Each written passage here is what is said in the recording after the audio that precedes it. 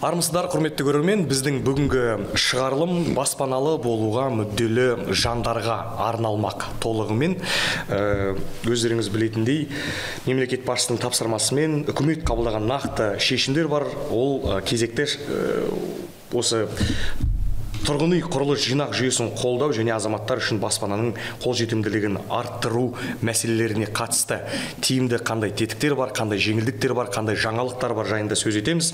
Ол жайында келіп отырған спикерлер сөз айтады. Таныс болыңыздар, Бәйтерек ұлттық басқару холдингінің басқарушы директоры Нияз Көшкімбаев мырза, сондай-ақ Отбасы банк акционерлік қоғамы басқарма төрағасының орынбасары Жансұлтан Орынбекұлы, сондай-ақ тәуелсіз сарапшы Мақсат Серікұлы. Қош келдіңіздер, көргенімізге өте қуаныштымыз.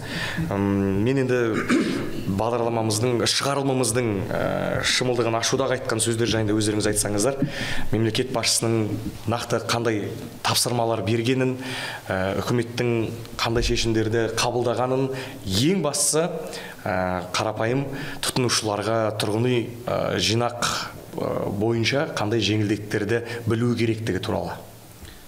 Нияз мырза. Енді мен сөз кезегін өзіне алайын. Енді осы барлықтардың назарында осы холдинг Бәйтеректің бір осындай қандай үлесі бар, қандай да осы тұрғын үй алуға қандай мақсаттар бар, қандай жұмыс істеп жатқандарын сұрақтары көп. Мен енді айта кетейін, осы Бәйтерек ұлттық басқарушы холдингінен Қазақстан тұрғын үй саясатын қалыптастыру және де оның саясатты іске асырудың басты рөлі бар. Осы біздің холдингтің өзіміздің еншілес екі компаниямыз бар, бұл Отбасы банк және де Қазақстан тұрғын үй компаниясы. Бұл екі компанияның енді осы бүгінгі таңда осы Қазақстан осындай құрылысына өте сіңген еңбегі зор. Енді отбасына алсақ, бұлар жаңағындай ипотекалық арзандатылған несие береді, ал енді біздің Қазақстан қаржы жаңағы Қазақстан жилищная компания дейді ғой. Оның енді мақсаты жаңағындай осы бізде кезекте тұрған адамдарға, соларға салынып жатқан құрылысын қаржыландырады.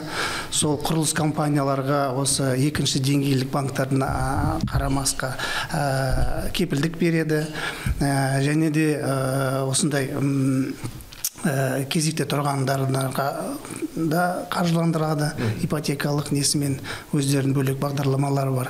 Және де басқа тетіктік бағдарламаларменен осы құрылыс компанияларға көмек көрсетеді. Енді Отбасы банкқа келсек, енді Отбасы банктың өзінің тарихын 2003 жылы негізі құрылған ол Отбасы банк. Басты мақсаты осындай жеңілдетілген тұрғындарға несие беру. Енді осы былай қарасақ, Отбасы банк елімізде тұрғын үй құрылыс жинақ жүйесін іске асыратын жалғыз мамандырылған банк болып саналады. Сол құрылғаннан бері, сол 2003 жылы бері, осы бүгінге дейін 8,6 триллион теңгеге 636 мың арзандатылған ипотекалық несие берілді осы біздің қазақстандықтарға. Енді қараңызда, биыл осы қаншамалар бағдарламалар бар. Біздің жаңағы биылдың өзінде осы қаңтар айынан бастап осы қазан аяғына дейін 1 триллион 302 миллиард теңгеге 72 мыңға жуық жаңағындай арзандатылған ипотекалық несие берілді. Ол жаңағындай банктың өзін жаңағындай жинақ деп жатырмыз ғой. Бүгінгі таңда 3,2 миллион жинақтаушы бар.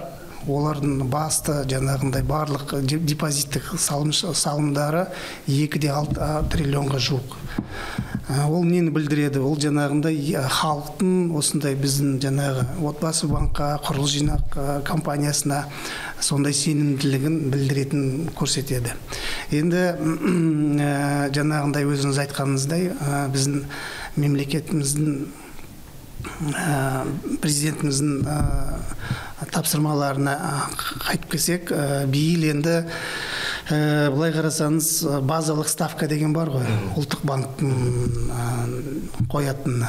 Сол базалық ставка үлкеюіне байланысты 18,5% болды биыл.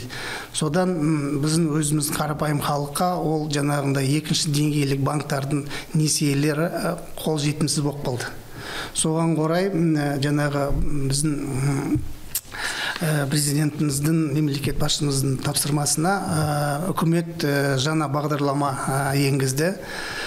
Жаңа айтып кеткендей, биыл осы октябрьге дейін осы отбасы банкі арқылы 1 триллион 300 миллиард теңгеге несие берілсе, біз осы үкімет жаңағындай осы ақшаны 1,5 триллионға дейін жеткізуімізге сондай талап қойды. Біз енді сондай талапқа сол 1,5 триллионға дейін жуық сондай жоспарымыз бар орындауға. Сол елге жаңағындай осындай қолжетімді баспананы беру үшін. Негізі өзіміздің жаңағы Қазақстан бойынша 600 мыңға жуық кезекте тұрған, қазіргі таңда кезекте тұрған адамдар бар. Осы биылдан бастап ол кезекті бұрын егерде сол жергілікті атқарушы органдар өздері жаңағындай жинап адамдарды сол кезекті өздері жүргізсе, бүгінгі таңда ол кезектің барлығын отбасы банкқа берілді. Орталықтандырылған ғой демек ол кезек. Ол орталықтандырылған. Бүгінгі таңда оның жұмысын барлығы цифрландыру жүйесінде барлық қазір қарастырып жатыр. Ол кезек очистка дейді ғой енді. Может быть, сол осы уақытқа дейін кейбіреулер үй алып қалды ма, енді біреулер көшіп кетті ма, біреулер сол кезекті қазір сондай бір өзінің несі болып жатыр. Ол полностью жаңағы жеке өзі айтып шығады. Енді сол 600 мың ішінде 200 мың адам, олар енді қалай айтушек, енді халықтың әлеуметтік осал тұрғындары да, көп балалы отбасылар, соларға арналған. Енді сол жылдың аяғына дейін осы 600 мыңды біздің мақсатымыз азайтуымыз керек біз. Және де енді сол кісілерге жаңағы бізде қандай бағдарлама бар, Наурыз жұмыскер, бақытты отбасы, шаңырақ бағдарламалармен сол кісілерді үймен қамтитындай қылып өзіміз жұмысымызды атқарамыз. Жақсы, Жансұлтан мырза, ондай болса, нақты қазіргі іске қосылған, Нияз мырза айтқан бағдарламалар, жаңа 600 мың тұрған кісілерге қосымша қатарында кім қосыла алады, әлеуметтік осал азаматтар деп отырмыз ғой. Сондай-ақ нақты бағдарламалар, жаңағы Наурыз, әскери баспана, шаңырақ деген бағдарламаларға тоқталып айтып өтсек, олардың ерекшелігі бұған дейінгі және алда тағы қандай бағдарламалар іске қосылмақ? Сол жайында егжей-тегжейлі айтып берсеңіз. Жақсы, рахмет.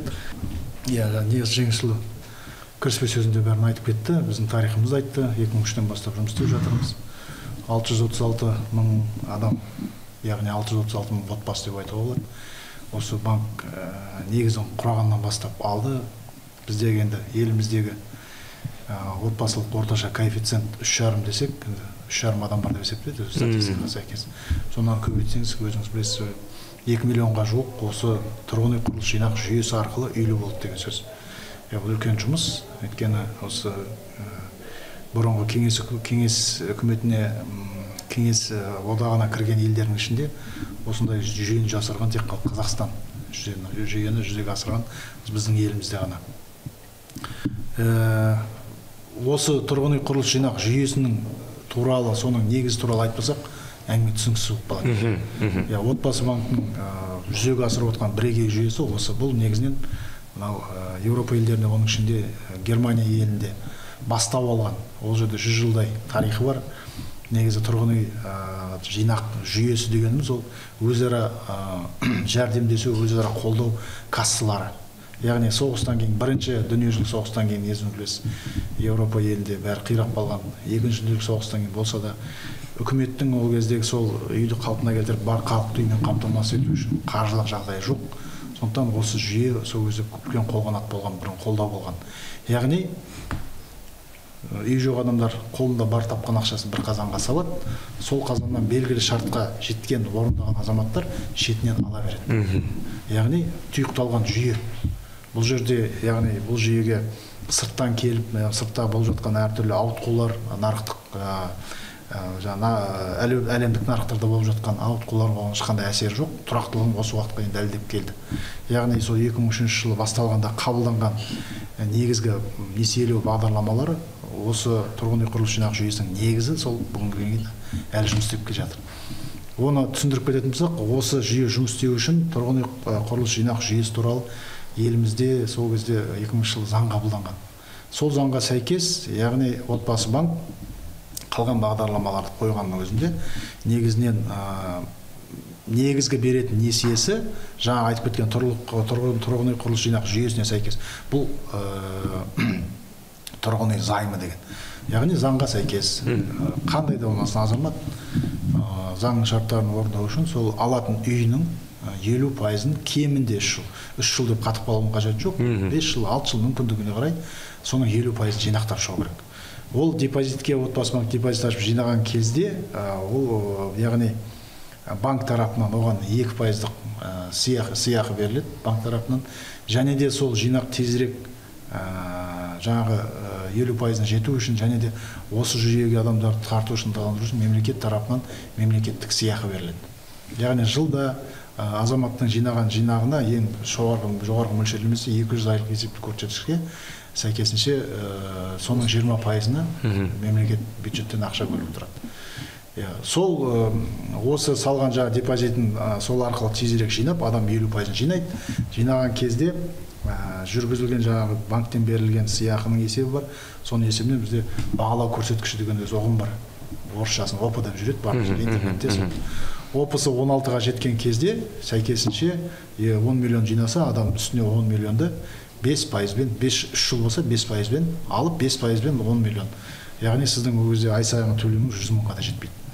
Сөйтіп, мысалы, ол мен айтып тұрған жағы премиум класстағы, бизнес класстағы үйлеріміз, бұл бағдарлама не жеңіс айтқандай негізінен осы Қазақстан Республикасында үйге мұқтаж, тек қана осал топтар емес, жалпы үйге қандай да болсын мұқтаж азамат, яғни ең бірінші өзінің осы үйін алуға сондай мүмкіндік алады.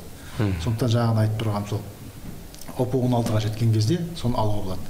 Ол негізгі осы тұрғын үй құрылыс жинақ жүйесінің негізі сол тұрғын үй займы. Бірақ одан басқа көп жағдайда енді өздеріңіз білесіздер, 50% жинап қиын, ұзақ деп ондай әңгіме де бар, ондай 50% жинап шығуға мүмкіндігі жоқ азаматтар да бар. Бірақ Мақсат мырза біледі, біздің қызметкеріміз, бірге жұмыс істегенбіз. Мақсат қойып үйлі болам деген адамдар, ондай біздің тарихымызда, осы орталық филиалының директоры болдым 7 жыл Астана қаласында. Сол кезде көрген тарихты көріп отырып, адам әртүрлі, бес саусақ бірден емес.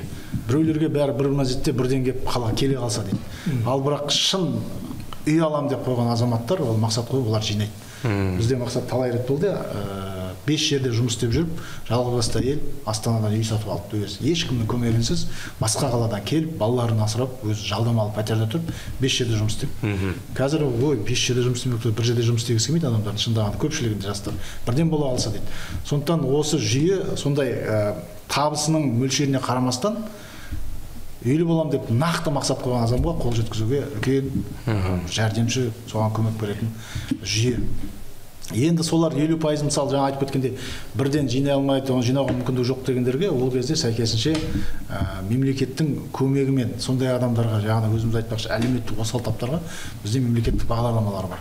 Баяғыда онау 2005-2007 мемлекеттік бағдарлама госпрограмма деп аталған, одан кейін нұрлы жол болды, одан кейін нұрлы жер болды, одан кейін жаңа айтып отқан нұрлы жердің ішінде бақытты отбасы, шаңырақ деген соның ішінде құрамдас бөлігі болып кетті.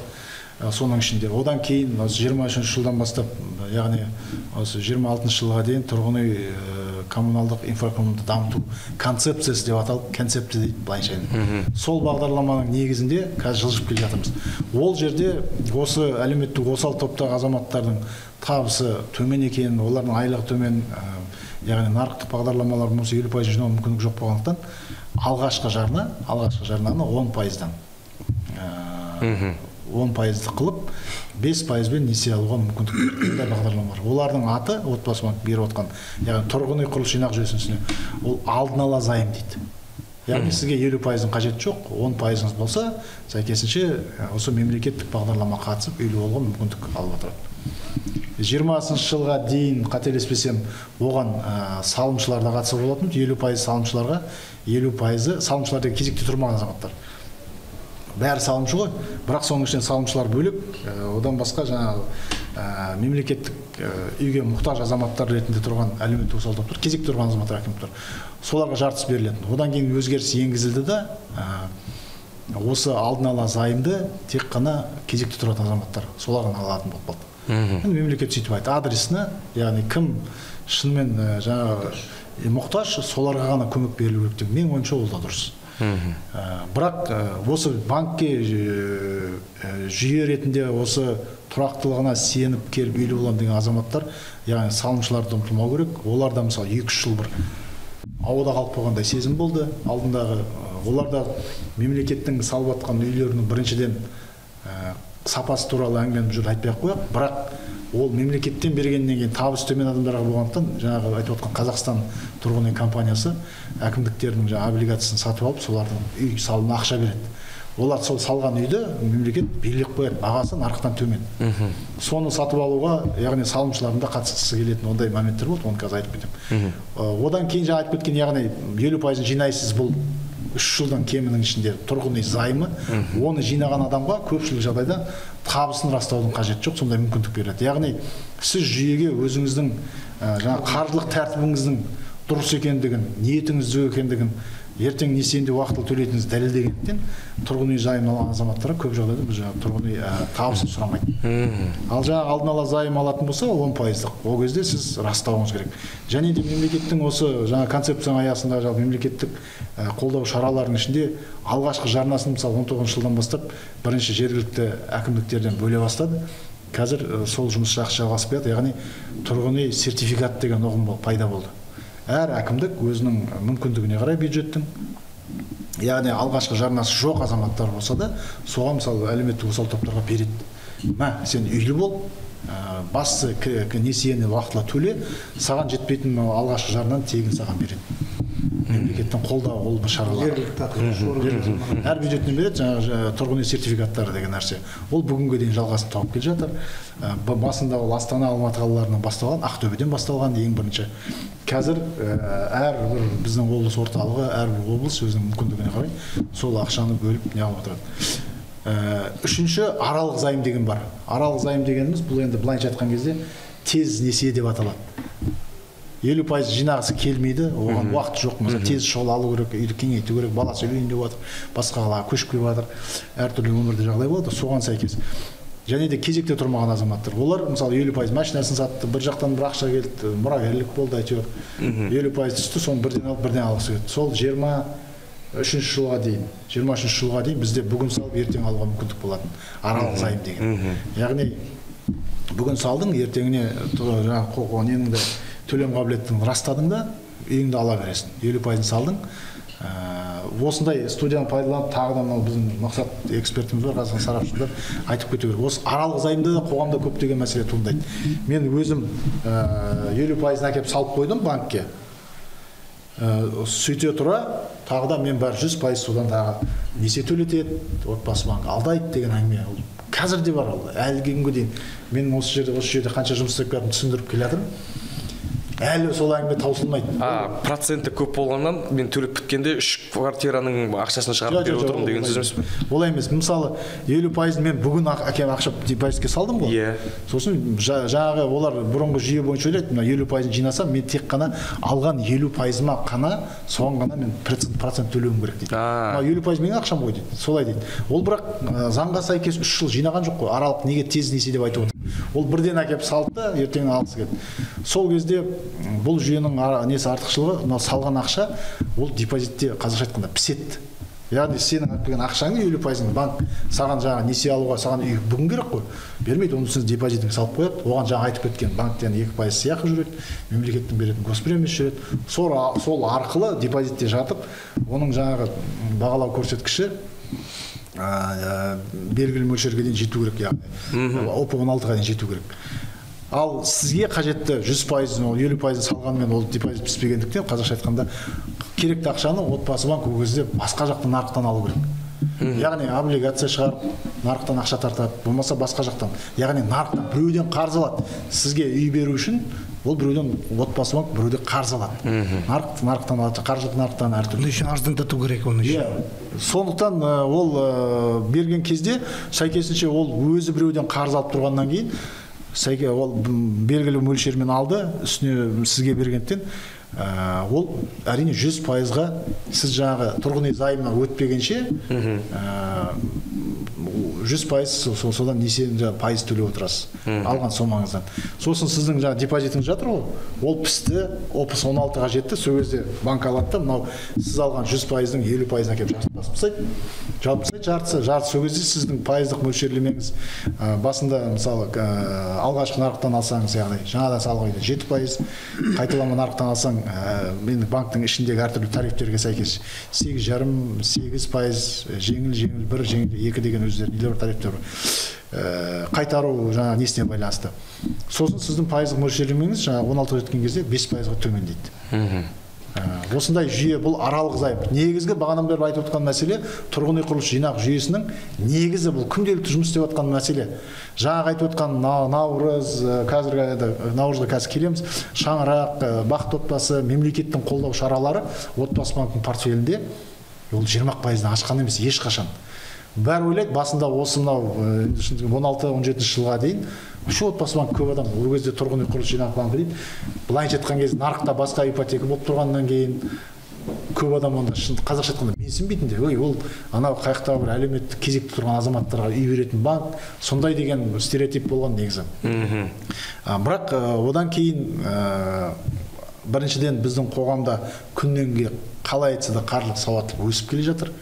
Өйткені мынау әлеуметтік желі бар, әрбір азаматтың жаңағы қажетті ақпаратқа деген қолжетімділігі артқаннан кейін олардың мысалы өсіп келе жатыр. Бұл жүйенің де өзінің тұрақтылығын 15 жылға неден кейін басқа банктен бәрі тоқтап қалған кезде осы жүйенің тұрақты жұмыс істеп тұрған көптеген сенім артып, жаңа айтып отырмыз ғой, бүгінгі таңда бізде 3-4 миллион салымшы болса, 16 жыл қателеспесем 650 мың шамасында болған. Қандай өсім? Сол неден бастап осы жүйеге деген сенім артып, салымшылардың саны артып кетті. Яғни жылына сол 17 жылдан бастап есептесек 60 мың мен 80 мыңның ортасында отбасы банк, яғни тұрғын үй құрылыс жинақ банкі болып бұрын, одан кейін 20 жылы ребрендинг жасалып өтті. Содан кезде 80 мыңға дейін, 81 мыңға дейін жылына адам несие беріп отырады орташа. Бір жыл төмендейді, биылдың өзінде қазір 71 мың болып тұр мысалы.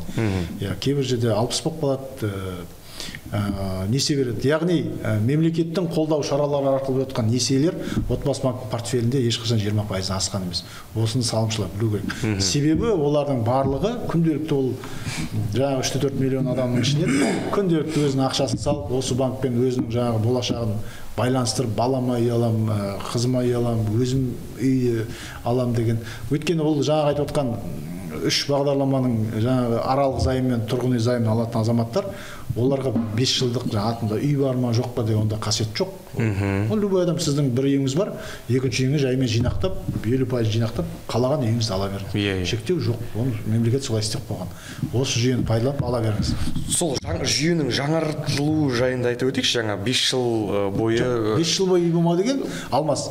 Ол тек қана мынау мемлекеттің мұқтаж, мемлекеттен үй алам деп кезек тұрған азаматтар, соларға ғана талап қойылады сондай. Мінекей, тұрғын үй құрылыс жинақ жүйесіне еш қатысы жоқ. Тұрғын үй құрылыс жинақ жүйесіне жаңа өз ақша жинап өзі алып жатқан адамдарға оның ешқандай қатысы жоқ. Енді мен бір мәселені осы жерде айтып кеткім керек. 23 жылдың май айынан бастап, қателеспесем, 23-тен бастап, мынау аралық займ бүгін салып 50% айттым ғой, ертең алатын мәселені тоқтаттық. Себебі оның саны күннен күнге өскен сайын отбасы банк бүкіл Қазақстанның үй мәселесін жалғыз шеше алмайды. Қалай шеше алмайды, ол белгілі да. Сондықтан бүгін алып ертең салатындардың саны, ондай аралық займдар өскен сайын біз тұрақты бір жақтан ақшаны қарызға алып біз өзіміздің қарызымызды көбейте беруіміз болмайды. Яғни жаңа судың да сұрауы бар деген теңге тиыннан құралады. Сондықтан осыны шамалы салқындату үшін былайша айтқанда опыны 5-ке жеткізіп қойды. Яғни депозитіңіз бүгін ашып салсаңыз, опы 5-ке жету үшін 6 ай жату керек. Демек, түйінін айтсақ осының, сіздің қолыңызда қанша ақша бар болса да, сіз тұрғын үй құрылыс жинақ жүйесіне енсеңіз, жүйе бәріне бірыңғай, барлығымен бірдей теңестірілесіз. Барлығының менің жалпақ тілмен айтқанда, өзіңіз айтқанда, қазақша айтқан кезде өзіңді ақылды санама. Дұрыс қой? Мен үйтіп өтем, неге бізде көп қой расымен де бір оқып алады да талаптарды бір жаман жері осы жүйенің комментаторлар жазған кезде жүйенің парқына бармай жатып алып үйде ол қосыл жамандайды ғой. Біреуден естіген сөйткен екен деп. Ал кім бір ретте болса да отбасы банкқа келіп үйлі болам деп ниеттеніп келсе, олар бүкіл жүйені түсініп алады да, содан үй алғаннан кейін ол былайша айтқан кезде бізде енді алған жақсылығын көп адам айта бермейді.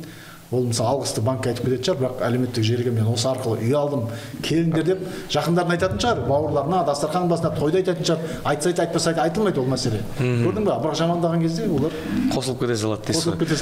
Осындай Мақсат мырза, сіз де әлеуметтік желіде жүргізіп отырсыз ғой өзіңіздің парақшаңызды. Жаңа Жасұлан мырза айтқан, Нияз мырза айтқан, айтып отырған нәрселердің айналасында жаңа әдемі айттыңыз, әлеуметтік желіде сын айтуға келген кезде жан салмайды, парқына бармай, байыбына бармай жатып таптаурын естіп алғанның әсерінің қаншалықты күрделі екеніне тоқталайықшы. Өйткені жаңа ғана 5 жылда баспана бар жоғын тексермейді дейді. Мен неге оны айтып отырмын? Өйткені менің өзім де естіген бір таптаурын стереотип. Сен тұрғын үй құрылыс жинақ жүйесінен бір рет пәтер алған болсаң, екінші рет алуға сенде мүмкіндік болмайды. Үзілді-кесілді қылып айтып жүр кейбір жандар. Және өзге де өңірлік деңгейдегі біз жаңа Қазақстан деп жалпыламай жатырмыз ғой. Өңірдегі тұрғындар мәселенки ол да стереотип. Жаңа мен делік Қостанай облысының тұрғынымын, мен Түркістан облысынан пәтер алғым келеді. Мысалы, тек қана мен Қостанай облысында тұрам, тек қана мен Қостанай облысы шеңберінде ғана кезекте тұрған азаматтар, ол сол Қостанай облысында кезекте тұрған азаматтар есебі сол жақта тіркеліп тұрғаннан кейін, ол әрине мемлекеттен көмек сұраған адам болса, ол Қостанай облысынан ғана алады. Түркістан облысының кезекте тұрған азаматы тек Түркістан облысынан ғана алады. Болды. Көп ата-аналар балалары өсіп келе жатыр. Мектепті аяқтағаннан кейін университетке Алматыға немесе Астанаға оқуға түсетін болған кезде мен сол жақтан пәтер алып бергім келеді деп ойлайды. Ол кісілерге айтпек керек. Ол кісілерге, яғни біріншіден бүгінгі таңда бізде бала туыла салымен депозит ашуға болады. Біз өйткені көп жағдайда сондай жаңадан бесік тойына барған кезде сондай бір сертификат сыйлап тұрамыз өзіміз. Ондайымыз да бар. Яғни жаңа туған балаға счет ашып қоясың астына, сөйтіп өзіңнің мүмкіндігіне қарай сала бересің. Яғни жинай бересің оған. Ол біріншіден сол. Бала бәрібір дүниеге келгеннен кейін ертең мектепке барады, мектеп бітіргеннен кейін әрине әр азамат, әр отбасы, отағасы баласын оқытқанын қалайды, мүмкіндігінде сондай мақсат қояды. Аяқтандырып. Сондықтан олар депозит ашу керек, депозитті жинай беру керек. 3 жылдың өзін мысалы көп деп жатқандар, 3 жылдың мысалы қазіргі уақыттың зымырап кетеді, байқамай қалады. 10 жылдың ішінде мысалы бала мектеп бітіргенше сәйкесінше біраз ақшаны жинап қоюға болады. Шындағанда. Бұл жерде тағы бір мәселе айтып кету керек, мынау мемлекеттің қолдау шаралары ретінде отбасылық пакет деген ұсынады. Ақша жинауды тезірек. Жаңа басында айтып кеттім ғой, мемлекеттің қолдауы 200 айлық есепті көрсетсе 20%-ын, мысалы биыл 748 мың ба, сонда 200 айлық есепті көрсетсе, соның 157 мың 20%-ы әр шотқа мемлекеттен көмек береді. Мысалы бір жылда осындай мақсат қойған азамат 2 миллион, 3 миллион ақша жинауға мүмкіндігі бар. Сол қолында бар ақшасында мысалы бөліп салатымыз, өзіне салса 747 мың теңгесіне 20%, 157 мың бір рет қана берді, бір шотқа береді мемлекет. Қалған сомалары келесі жылы оның үстіне қалған сомасы ар жағында қалған 2 миллионнан 1 миллион 200 жаңағы 46 ма сол теңге ақшасына келесі жылы беріледі. Ал егер де сол 2 миллионды мысалы отбасының жаңа туылған баласы бар, үлкен баласы бар, жұбайы бар, бәріне бөліп салса, 157 мыңнан 5 адам болса, мысалы, 9 мыңдай ақша алуға мүмкіндік бар. Бір жылда мемлекеттің есебінен тезірек, яғни сіз өзіңіз айтпақшы, үйлі балама үй алам, Алматыдан Астанадан үй алам деген балалар болатын, азаматтар болатын болса, ойланып, олар онда осы жүйеге енді бүгінгі таңда бір сөзден бір сөз шығып кетіп жатыр. Бізде стратегиялық мақсат тұрған негізі. Бізде экономикалық жаңа белсенді топтар, экономически активный население, тұрғындар, соның 30%-на жету керек деген, біз қазір 33-34-36%-ға жетіп қалдық. Яғни отбасы банкында жұмыс істейтін азаматтардың мысалы 3 миллион 200-400 деп тұрмыз ғой. Бізде жаңа әлеуметтік экономикалық белсенді тұрғындардың саны 9 миллион шамасы болу керек. Біз 36%-ға жетіп қалдық. Білмейтін адам жоқ дегенім ғой. Бәрі біледі. Бірақ үй алам деген азаматтар жаңағыны пайдалану керек, депозит ашу керек, ақшаны жинау керек.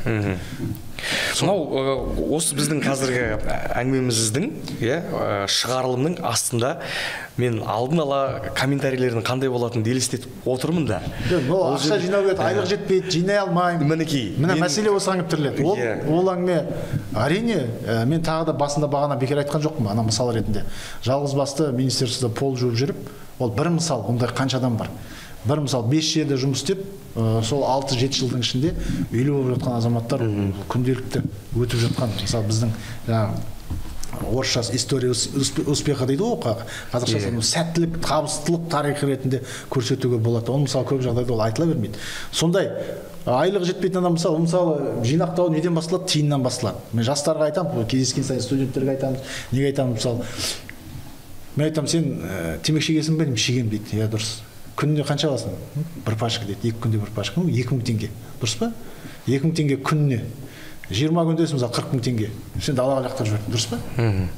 Я болмаса барасында бір күн мысалы кола ала саласың. Кола іше саласың. Шөлдеп тұрмын деп, дұрыс па? Тағы 500 теңге, 600 теңге күніне мысалы ол. Ішіліп кетеді. Оны есептелмейді. Былайынша әрине ойлайды, ол мысалы күннен күнделікті расходынан басқа менде табыс жеткілікті болу керек. Ол мен апарып депозитке сала салу керек та, сөйтіп үй ала салу. Олай болмайды. Өйткені әркімнің Алла өзінің қабілетіне байланысты өзінің ырзығын береді, дұрыс па? Сондықтан кім әрекет етеді, жұмыс істейді, мақсат қояды, олар жетуге болады. Мына студияны көріп айтады, галстук киіп алып, біреу ақыл айтып отыр деп айтуы мүмкін. Бізде менің басымда ипотека бар. Мен де осы жүйенің клиентімін. Мен де мысалы 6 баланың әкесімін. Маған ешкім бұл жақтан бөліп беріп жатқан жоқ. Құдайға шүкір, осыған дейін өстік, жай маманнан келдік, жұмыс істеп келдік. Сондықтан мақсат қою керек. Ең бастысы біздің бір жаман жеріміз, Совет үкіметінің қалдығынан әлі кете алмай жатырмыз. Мемлекет маған қарыз, мемлекет мен мәселемді шешіп беруім керек, мемлекет мен жұмысқа тұрғызу керек, мемлекет мен бар мәселемді шешіп беру жоқ.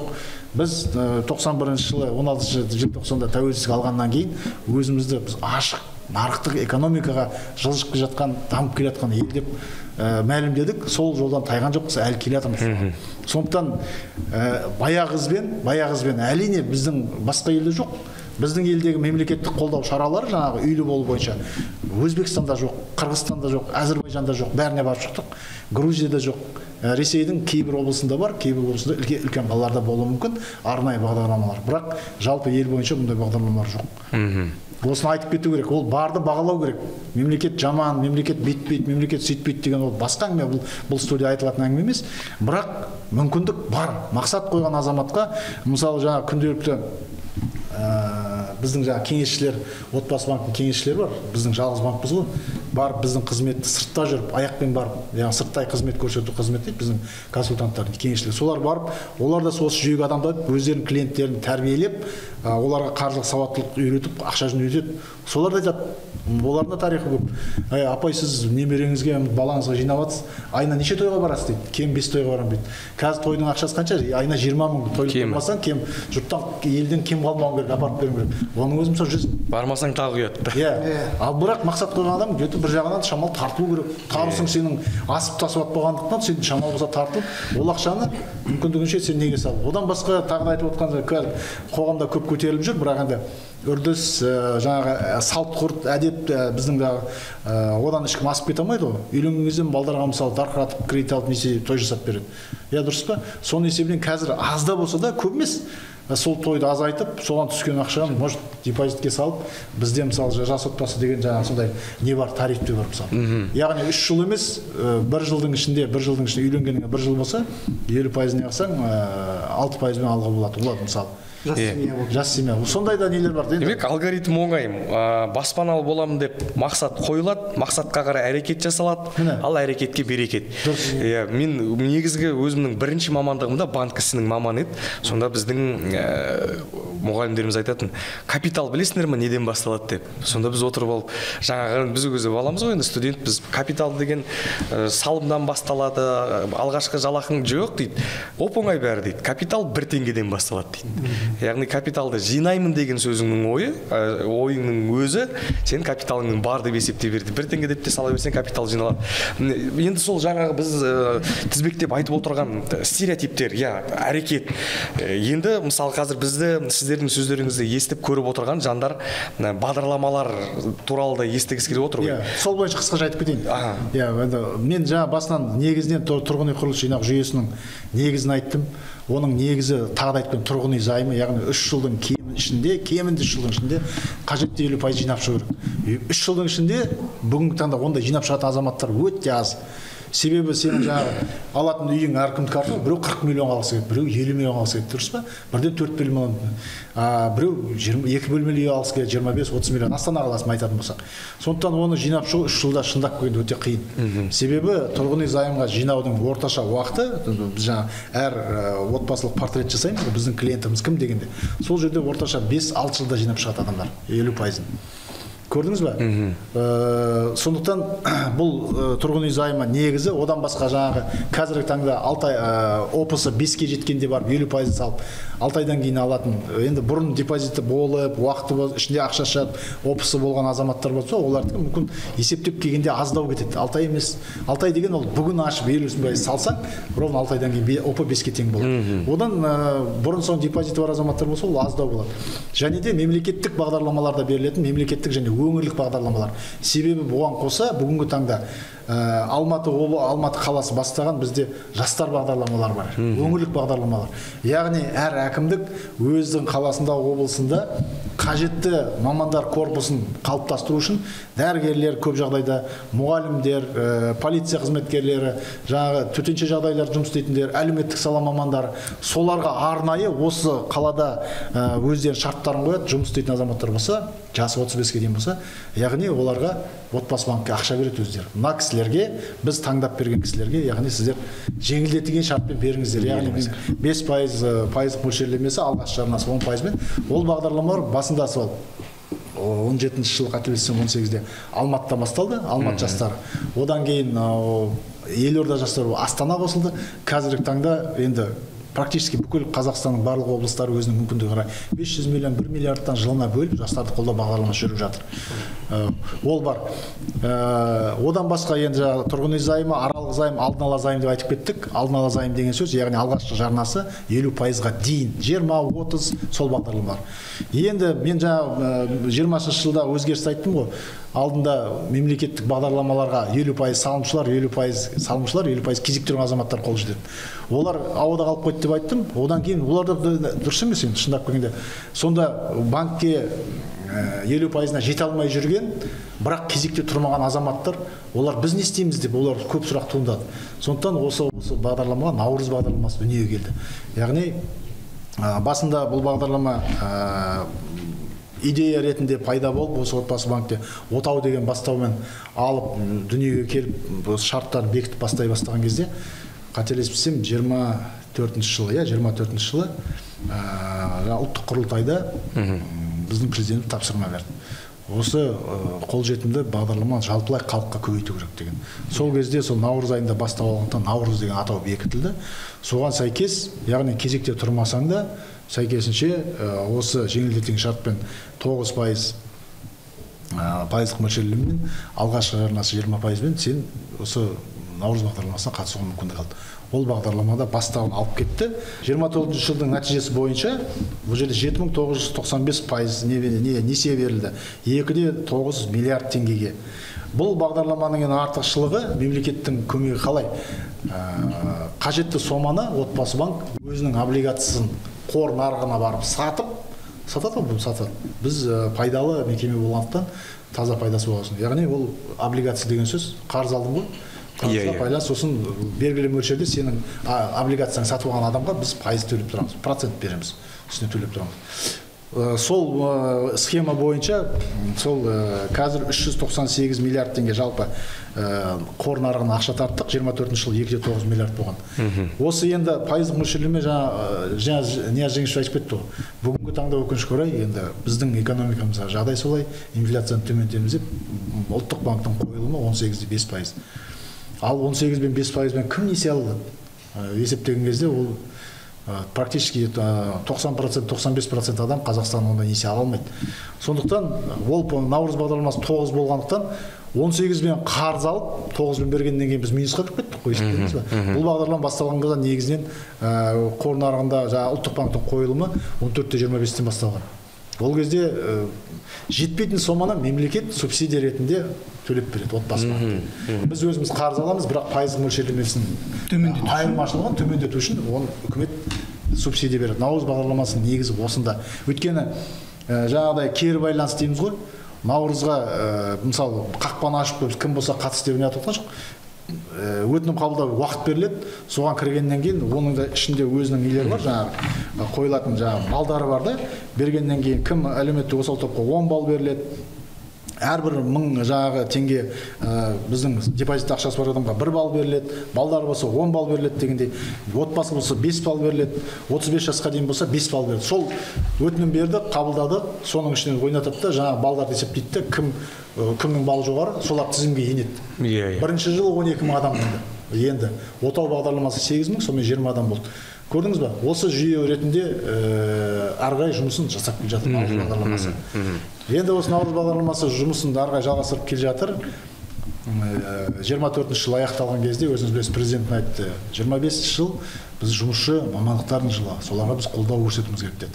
Яғни қолдау шараларының бірі ретінде бұл оларды үймен қамтамасыз ету үшін оларға да жеңілдетілген шартпен енді біз мемлекеттік банкпыз ғой, біздің акционеріміз, яғни ұлттық басқарушы холдингіміз, еншілес ұйымымыз.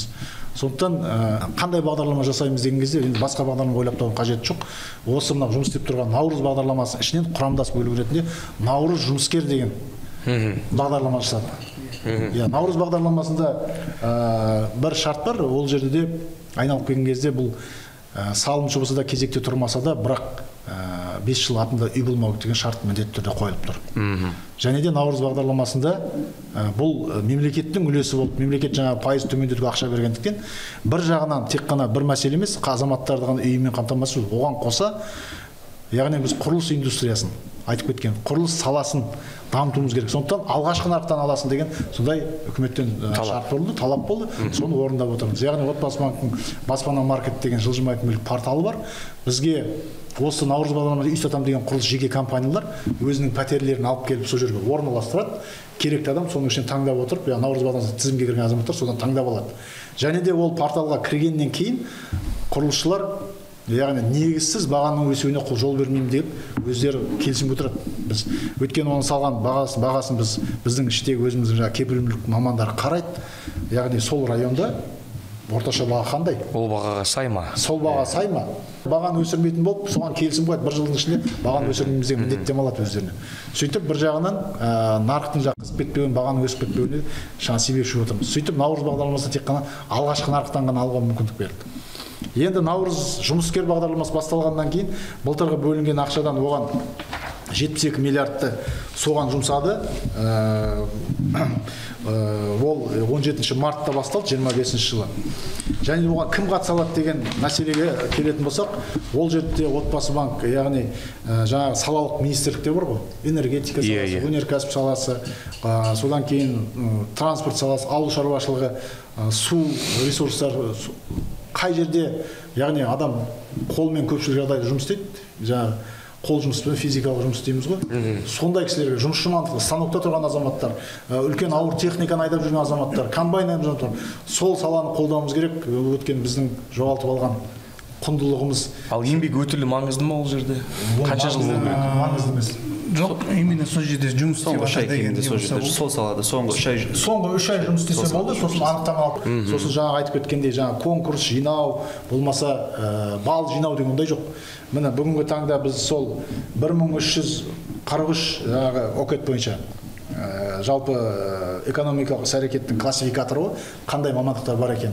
Соның таңдап алынған 1143 түрі бойынша 8230 жұмысшы мамандықтары соған қамтылған.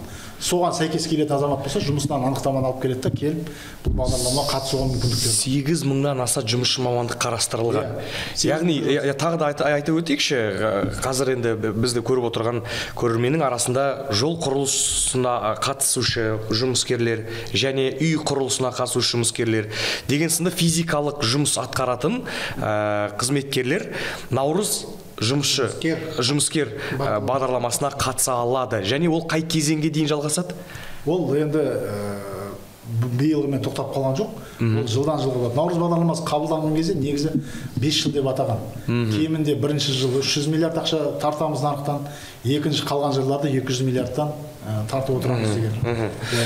Мақсат мырза, сіз сарапшы ретінде жалпы айтылып жатқан әңгімеге қатысты өз ойыңыз, сондай-ақ сізден бір естігіміз келетін кейстер, яғни қазір бізді көріп отырған көрерменнің кішкене шабыт беру үшін жаңағы Жансұлтан мырза айтқандай мақсат пәтер аламын, баспаналы боламын деп мақсатын қойды, жұмыс істеп жүріп ақшаны әйтеуір жинады да баспаналы болды, ешкімнің көгенсіз деген сынды. Сізде біраз кейстеріңіз бар шығар, белгілі өзіңізге бөлсеңіз. Енді конструктивті бұл жерде баға берілу үшін мен бұл жерде енді көпшілік сырттан көріп отқан енді кейбір жандар ойлайтын шығар, мынау тәуелсіз сарапшы көбінде бағанағы шамалы бір кемшіліктерін тағы да басқа сәттерін атап өту қажет шығар деп. Бірақ не дегенмен бағана өзім айта кеткенде енді конструктивті әңгіме жалғасу үшін бұл жерде тұрғын үй жинақ жүйесін жасап отқан үлкен жұмысын да ескеру қажет та.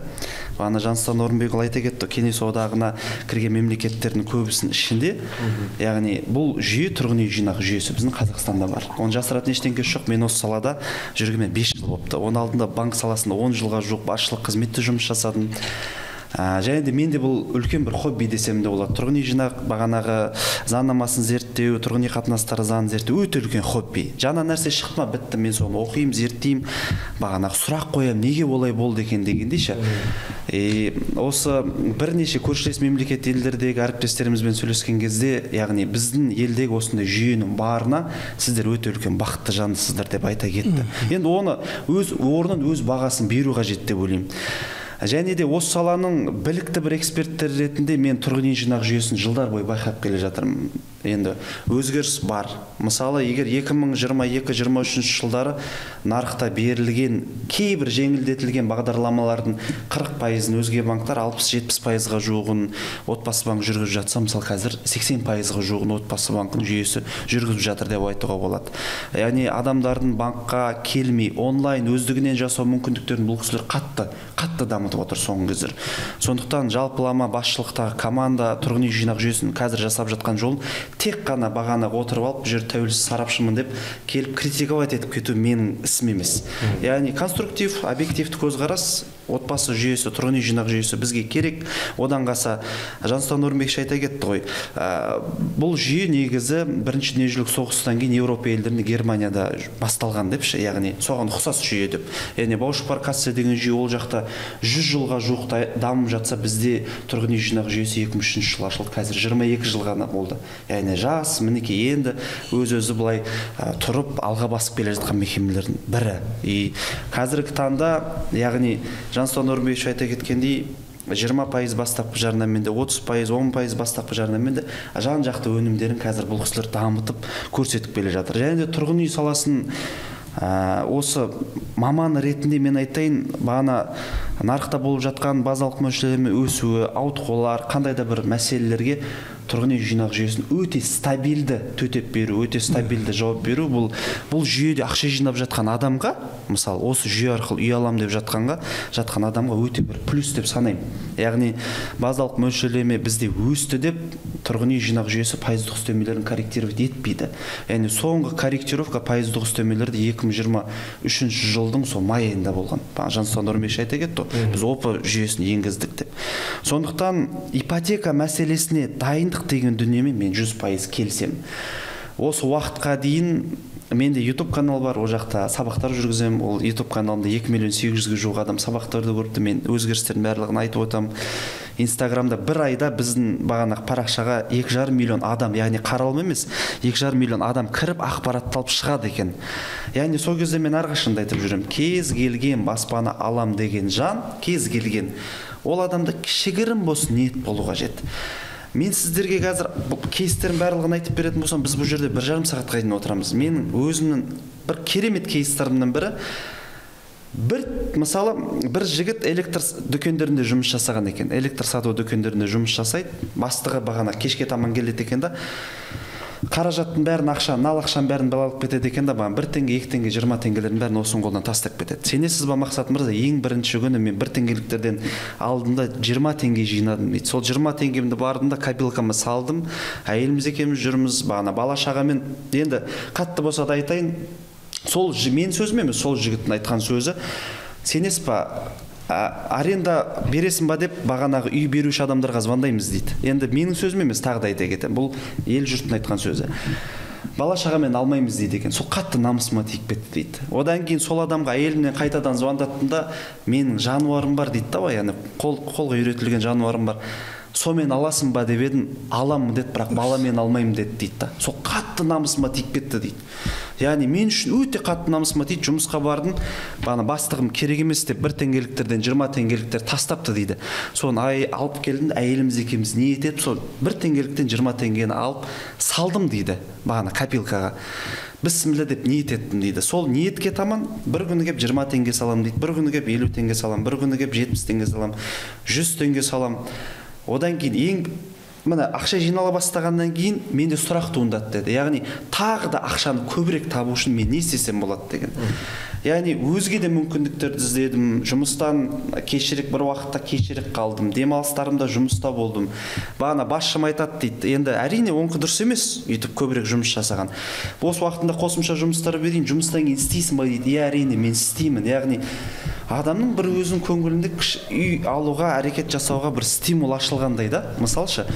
Сондықтан енді біз қазір нарықтық экономикадамыз ғой.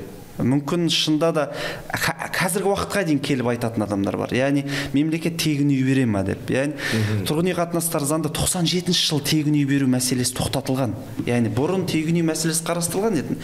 Қазір тегін үй деп мысалы концепция берілетін, бастапқы жарынан өкіметтен алып жатса, оны тегін үй ретінде қарастыруға болады. Тегін үй приватизацияны қарастыруға болады. Мысалшы, бірақ ол үшін сен қандай да бір қосымша бір категорияға жатуың керексің, тегін приватизация жасауың қажетсің, тағы да басқа дегендейші.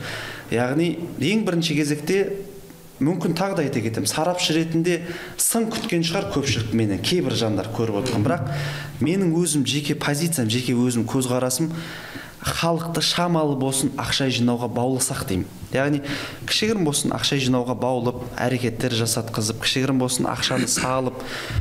Енді тұрғын үй жинақ жүйесі бізде 22 жыл жұмыс жасап келе жатқан жүйе. Яғни біздің банктік жүйемізден, жалпы банктік жүйемізден. Сондықтан 2022 мен салыстырған кезде қазір бізде Наурыз бағдарламасы бар, Наурыз жұмыскер бағдарламасы бар, бізде өңірлік бағдарламалар бар, жан-жақты жастарға қарастырылған. Одан кейін бұрындары мысалы тұрғын үйді жекешелендіру мүмкіндігін бермейтін тегін. Қазір тұрғын үйді жекешелендіру мүмкіндігін тегін беріп жатыр. Әрине, енді мүмкін біз даму барысында мысалы шығармыз деймін да, яғни бұл жүйе. Сондықтан бағанағы қосымша айта кететін мәселе, енді бұл жерде айтатын мәселе көп. Өзім үшін түртіп алдым, 2,6 триллион негізгі депозиттік портфель, бір жылда 1 триллион 302 миллиардқа ақша бағанағы жуық ипотекалық несиелер отбасы банкында беріліп жатса, шынымды айтайын, тұрғын үй саласының эксперт ретінде, банк саласында жұмыс жасаған адам ретінде портфельдің, негізгі портфельдің жартысынан көбі несие ретінде беріліп отыр. Бұл да бір жақсы бір жетістік деп ойлаймын. Қосымша нақты бір түсінік болу керек. Маған Жансұлтан Нұрбекович айта кетті, әрине бір ғана банк бүкіл адамзат баласының баспаналы болу мәселесін шеше алмайды. Ол бүкіл әлемдік бір статистиканы зерттедім, бүкіл әлемдік 85-90%-ға жуық мемлекетте баспана мәселесі әлі толыққанды шешілмеген екен да. Бірақ бізде осындай жүйені бар болуы, осындай жүйені даму көңілге бір қуаныш алып келеді. Мысалы, қазір әңгіменің соңына таман менде де ұсыныстарым бар. Иә, менде де өзім ұсыныстарымен келдім. Мен де халықтың аманатын арқалап келдім. Халықтың өзінің ұсыныстары бар. Ол мәселені айтып көремін. Мүмкін ол мәселе жүзеге асатын мүмкіндігі бар шығар дегендей ше. Енді ол ұсынысты қазір айта берейін ба? Себебі мен әлі айтарым бар. Өйткені жаңағы басында не женщина айтып кетті. Былтыр 22 қараша күні біздің президентіміз қол қойды. Кейбір Қазақстан Республикасы заңнамалық актілерін өзгертуге деп. Сол арқылы осы уақытқа дейін 91 жылдан бастап әкімдікте жүргізіп келген кезек мәселесі ғой. Кезек мәселесі. Сол мәселені мысалы отбасы банкке берді. Содан 22 наурыздан 24 майға дейін 6 ай өтпелі кезең болды. Осы жөнінде айтып кету керек деймін мәселе. Өте күрделі. Күрделі нәрселердің біріне де жаңа жатқызуға болатын тағы нәрсе не шығар, алаяқтықтарында осындай сәтті баспаналы болғысы келетін жанның сенімділігін пайдаланып кетеді деген сияқты да тұстар бойынша сұрағым келіп еді сіздерден. Ресми оған ше Алмас бір отдельный подкаст жасау. Иә, бөлек. Ол деген былай қиын. Сал деген былай. Бірақ қысқа айтып өткім келеді, көріп отырған көрерменге ресми дерек көзге сену керек. Яғни сізге біреу телефоныңызға сенбесеңіз, хабарласып тұрған адамға сенбесеңіз, барыңыз. Яғни, тұрғын үй құрылыс жинақ жүйесімен таныстыратын отбасы банк филиалдары бар ғой. Сол жерге барып консультация алыңыз. Қазір өйткені сондай бір сәтті пайдаланып, телефонмен хабарласып, айласын іске асырып жүріп жатқан жандар да көп. Жақсы, оған онда тоқталмай қояйық. Мақсат мырза, сіз ұсынысыңызды айтсаңыз, одан кейін Жансұлтан мырза. Жеке халықпен сөйлесе отыра, ақылдаса отыра, біз енді халықтың мұқтаждығын кейбір кезде байқап қоямыз. Мен тікелей эфирлар жүргіземін, сол кезде біршама адамдармен сөйлесем. Енді бұны ұсыныс ретінде қарастырып көрулеріңізді сұранамын, себебі енді бұл ел жұрттан бір аманат ретінде келген дүние еді. Енді қараң, енді ең бірінші бұл негізгі ұсыныс емес, бұл қосымша қосарлы ұсыныстың бірі наурыз бағдарламасы бойынша ремонтпен үй керек. Енді шындығында да көпшіліктің ремонтпен үй алуға бұл негізгі маған келген жақында бір сұрақ келген болады. Мақсат мырза, наурыз бағдарламасы бойынша біз енді отбасы банк бұл тарапта өзінің барынша жұмысын жасады. Ремонтпен үй алатын болсаң, наурыз бойынша сен бастапқы жарна 10% ғана төлейсің деп, яғни халыққа бір мотивация беріп қойды, құрылыс компанияларына да. Бірақ нарықта ұсыныстың көп болмау себеп салдарынан жақсы бір ұсыныс шықса, үй наурыз бағдарламасы бойынша жасыратын ештеңе жоқ. Ұсыныстар бар, бірақ енді халықтың мүмкін көңілінен шыға бермейтін шығар. Мүмкін бір наурыз бағдарламасы бойынша міндетті түрде құрылыс компаниясы белгілі бір пайызды ремонтпен беру керек деген мәселені қарастырып көрсек. Бұл бірінші ұсыныс. Енді қазір мен ұсыныстарымды айтып алайын одан кейін екінші мәселе, мен осындай ситуациямен соңғы кездері өте көп жиі кездесем. Яғни мен осы жөнінде әнеугүн бір айта кеткен болатын, кез келген облыс орталығынан қаладан 100 шақырым ары шалғай ауылда тұратын ағайындардың мәселесі. Яғни ол жерде ол кісілердің жер үйлері бар. Яғни ол жер үйдің сол ауылдық жердегі негізгі құны ары кетсе 500 мың мен 1 миллион теңгенің көлемінде. Енді ауылдық жердегі үйлер көбінде бағанағы мұрагерлікпен қалып жатады, немесе ата-аналары қандай да бір жағдайларға сәйкес балалардың аттарына жазып қойып жатады. Мынау міне саған үй, енді ол кісілер білмейді ғой, ертең бұл кісілердің аттарының үй шығып қалатын болса болашақта бір кедергі болып қалып жүреді деп. Енді содан жастар аттарына бағана үй жазылып қойған. Оның нарықтық бағасы 500 мың теңге мен 1 миллион теңгеден аспайды. Яғни менде ұсыныс облыс орталығынан 100 километр, 150 километр ары жақ шалғай ауылдарда орналасқан үй атында бар адамдар. Енді жастар одан атында үй бар. Сатайын десе 501 миллион теңге сатылады, ол пұл болмайды. Қалаға келіп. Есепке алынбаса екен дейсіз бе сонда? Иә, қалаға келген кезде енді оның ауылдағы үйдің тым арзанды, қалаға келіп қаражат жинайын десе, ауылдан қала келген бірінші адам ол бағанағы үйдің жалға ақысын төлейді. қосымша енді мен бұны үй кезегіне тұрғызу мәселесіне қарастырылмаса екен деймін. Үй кезегіне тұру мәселесі 5 жыл Қазақстан Республикасы бойынша үй болмау керек деген мәселе болу тиіс тұрғын үй қатынастары заңы бойынша. Авариялық жағдайдағы үй болса, оны заңдастырсын, одан кейін үй кезегіне тұрсын. Наурыз жұмыскер бағдарламалары бойынша мысалда, егер қаладан 100-150 шақырым ары орналасқан жер үйлері болып тұрса, мүмкін сол кісілерге біз енді қазір Наурыз бағдарламасы бойынша бірден келіп, ассалаумағалейкум, саған 36 миллион немесе 30 миллион теңгеден бере салмаймыз ғой. Біз міндетті түрде төлем қабілеттілігін тексереміз. Біз міндетті түрде бағалау көрсеткішін, яғни конкурс бойынша жиналатын бағанағы белгілі балды тексереміз. Бағана Жансон Нұрбеш айта кетті, атында үй болмау керек.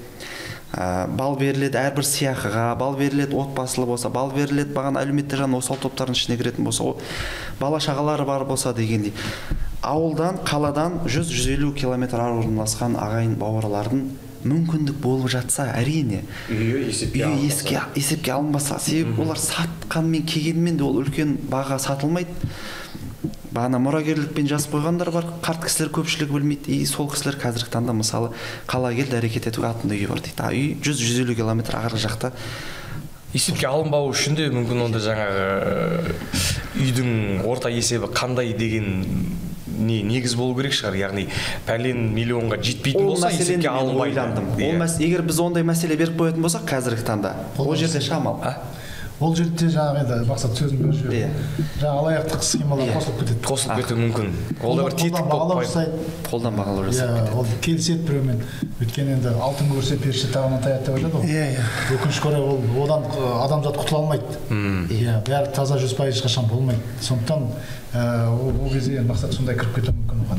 Дұрыс айтасыздар. Және одан кейін енді тағы да бір үшінші ұсыныс, осы мәселе бойынша мен жақында бір кісіден хат алған болатынмын. Енді бұны да қарастырып көру мүмкіндігі болып жатса. Мысалы бізде аралық зайымда міндетті түрде 6 ай ақша жату керек деген мүмкіндік қарастырылған. 5%-ға ОП5-ге жету үшін. Ол жерде мен келсем, бұл тұрғын үй жинақ жүйесі келесі адамға да үйлі болуына мүмкіндік беру керек. Одан қалса отбасы банк бағана облигациялар сатқанмен де бөлек қаражат керек. Өзге де бағана айтып отыр ғой, біз 80% нарықтық бағдарламаларды қаржыландыру барысында өз қаражатымыздан деп. Яғни өз қаражатымыздан, облигациялық қаражаттардан әрине ақша жату қажет 6 ай. Бірақ менің өзім жеке пікірім, мынандай бір ситуацияны көңілім шалып қалды да. Мынау әлеуметтік жағынан осал топтардың ішінде шамал ауыр категориялар бар. Бірінші, екінші топтағы мүмкіндігі шектеулі жандар, жесір аналар дегендейші, немесе жетім балалар. Яғни жетім бала 18 жастан асқаны ипотека рәсімдеп беруге мүмкіндігі болады. Менің өзім естіген бір мүмкіндігім, мәселем, жесір ана 20 шаршы метрлік пәтерде тұрған. 20 шаршы метрлік пәтерін сатады.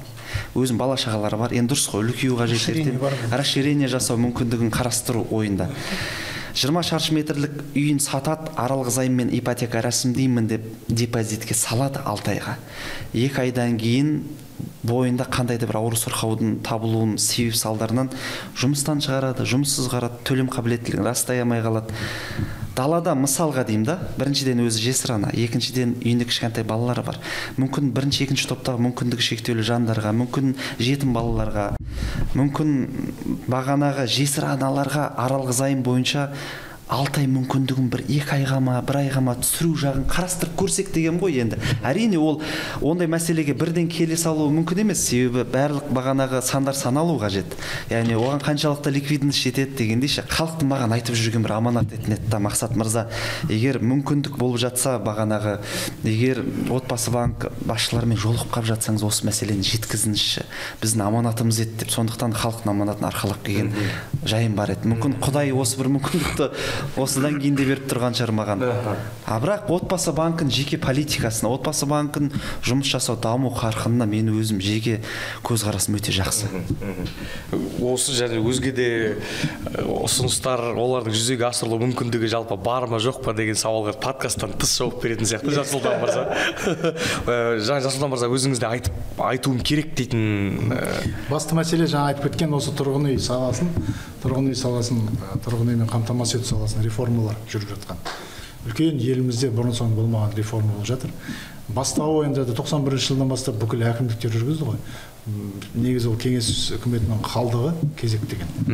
Яғни ол кезде тегін берілді, сол кезде бәрін бірден бере алмайды. Сәйкесінше әр облыс, сол кезде әр қала, әр кәсіпорын өзінің мүмкіндігіне үй салады, сосын кезекпен береді. Сол кезек сақталып қалған, соған халық үйреніп қалған. Сол сала осы енді 20 жылға дейін келді. Оның ішінде де енді бес саусақ бірдей емес, әртүрлі әкімдікте, әртүрлі тұрғын үй инспекциясында әртүрлі былықтар болды. Өйткені кезекке тұру қағаз бойынша жүргізілді. Ол әкімдікте жұмыс істеген адамдар ішінде 10 адам өзгеріп кетті, архив өртеніп кетті, бүйтті, сөйтті. Біреу алдын өтіп кетті, өкінішке орай таза қолды емес қой. Қара ниетті азаматтар барлық жерде болады енді өкінішке орай. Сондықтан біреу соны ақшаға пайдаланып, біреу кезектен бұрын өтіп кетті, кейін өтіп кетті, сосын аяғы дау, айқай, менің кезегім мынандай еді, менің кезегім мынандай еді, жылжымай қойды, анау алып кетті, менің артымда тұрған. Осындай мәселенің бәрі жинақталып келіп, қомақталып үкіметтің деңгейіне шыққаннан кейін айтылды. Осыны ретке келтіру керек. Сөйтіп отбасы банкке 20 жылдың 11 майда сол кризиске қарсы шаралар бойынша жиналыста президентіміз сол Тоқаев айтты.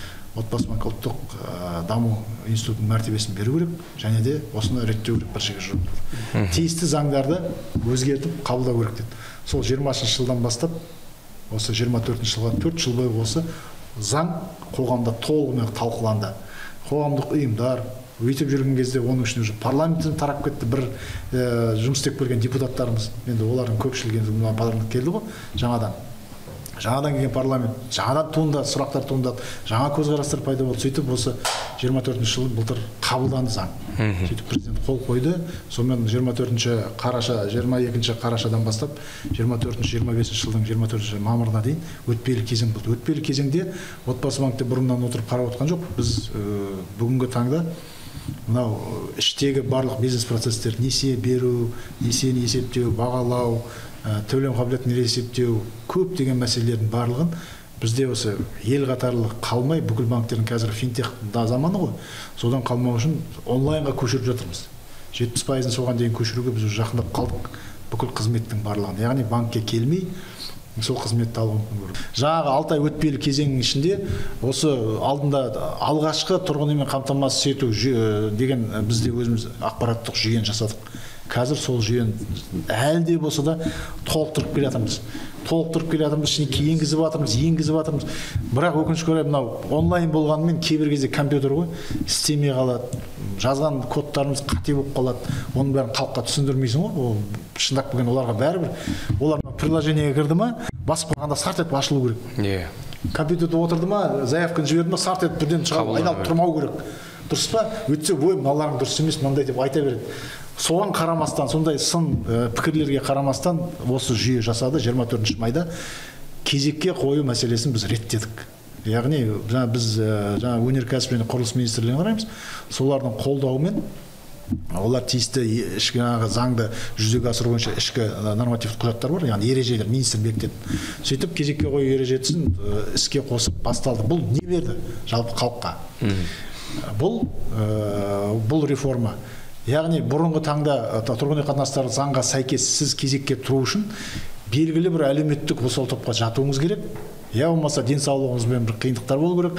Яғни мүгедектігі бар азаматтар, я болмаса мүгедек баланы тәрбиелеп отырған отбасы, сондай болу керек. Я болмаса өзіңіздің кәсіби қызметіңізге байланысты, мемлекеттік қызметкер, бюджет саласы, ғарышкерлер дегендей сондай кісілер қана кезекке тұрып мемлекеттен көмек алуға сондай мүмкіндік болған бұрын. Ол былайынша шындап келген кезде көптеген әлеуметтік былайынша шиеленісу дейміз, әділетсіздікке алып келетін. Мысалы, сен алмас 3 балаң бар, сен телевидениеде жұмыс істейсің, табысың ондай көп емес, әйелің мүмкін басқа бір сауда саласын істейтін шығар да. Бірақ сенің көршің бар, оның 4 баласы бар. Ол кезекке тұрады, онда табыс сенде, ол мүмкіндік алады. Яғни көп бала ретінде 4 баласы болғандықтан. Я болмаса тағы бір көршің бар, ол мемлекеттік қызметте жұмыс істейді. Оның мемлекеттік қызмет, оның да сен сияқты 3 баласы бар, бірақ ол мемлекеттен көмек алуға құқылы, сенің құқың жоқ. Неге деген сұрақ ол 30 жыл бойы туындап келген мәселе. Сондықтан соны болдырмау үшін, яғни басты мәселе айналып келгенде әрбір отбасының табысына келіп тірелу керек. Кімнің табысы төмен, кім шынымен өзінің осы отбасылық кірісіне сәйкес нарықтан болмаса басқа да банктен я жеке ақшасын сатып алуға немесе үлкен пайызбен несие алып үй алу мүмкіндігі жоқ па, оларға мемлекет бір рет алғашқы үйді көмек ретінде көмектесу керек деген осындай шешім келді. Осы жүйе 24 майдан бастап жұмыс істеді. Бұл біз енді жаңа бағдарламамыз себебі мынау жаңағындай өзіміз салымшыларға, егер де сен бүгін келіп депозит ашып осындай ақша салсаң, оны 3 жыл бойы жинасаң, біз саған қандай возможность береміз да? Біз саған осы біздің жаңағы баспана маркетта тіркелген үйдің жаңағы бағасын фиксация жасай алатындайғы возможность береміз дегендей сондай бағдарлама.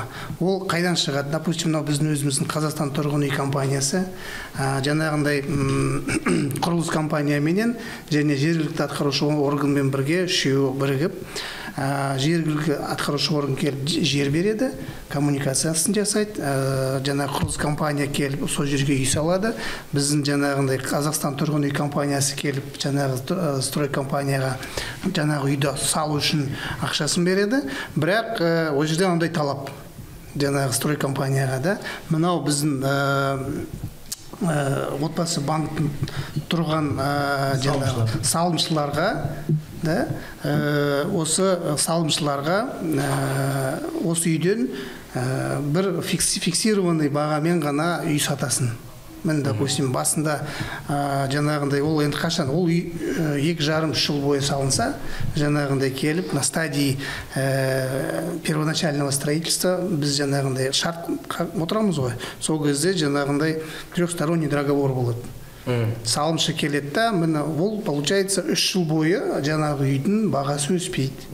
Ол, допустим, басында егерде жаңағындай 330-350 мыңға квадратный метрге егерде жаңағындай шартқа отырса, сол үйден тура 3 жылдан кейін сол бағаменен алады.